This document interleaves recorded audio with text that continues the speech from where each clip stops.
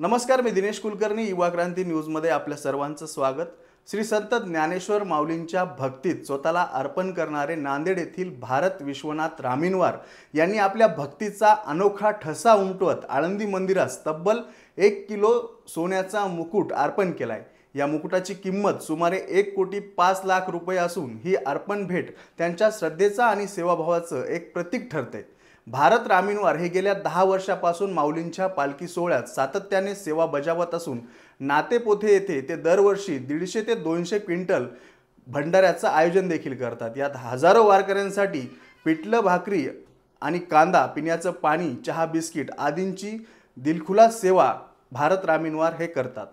श्री भारत विश्वनाथ रामीनवार हे माऊलींचे एक निष्ठावान भक्त म्हणून ओळखले जातात.